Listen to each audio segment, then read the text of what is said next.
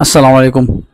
আমরা আগের ভিডিওগুলোতে দেখেছি যে সব ডিটারমিনারগুলো আনকাউন্টেবল নাউনের সাথে বসে সেগুলো, যে ডিটারমিনারগুলো কাউন্টেবল নাউনের সাথে বসে সেগুলো।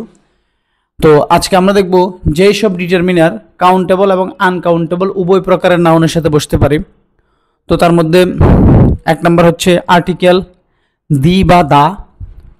তো এখানে একটা কথা যে কখন দি উচ্চারণ করব আর কখন দা উচ্চারণ করব।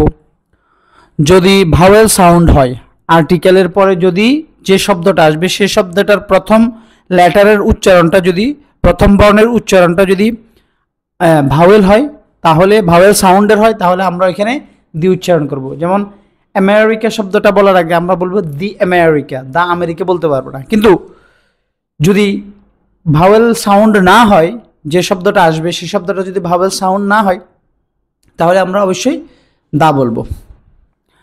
তাহলে এই যে দা বা দি, এরপরে more, more dot dot then, most, some, any, enough, no, none, all, none of, a lot of, lots of, plenty of, such.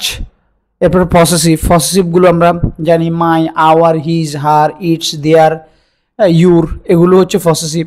What, hose, এই শব্দগুলো আপনি চাইলে কাউন্টেবল নাউনের সাথে ব্যবহার করতে পারবেন, চাইলে আনকাউন্টেবল নাউনের সাথেও ব্যবহার করতে পারবেন। উভয় প্রকারের নাউনের সাথে এই ডিটারমিনারগুলো ব্যবহার করতে পারবেন। তো তাহলে আমরা আজকে দেখে ফেললাম যেসব ডিটারমিনার কাউন্টেবল এবং আনকাউন্টেবল নাউনের সাথে আসে সেগুলো।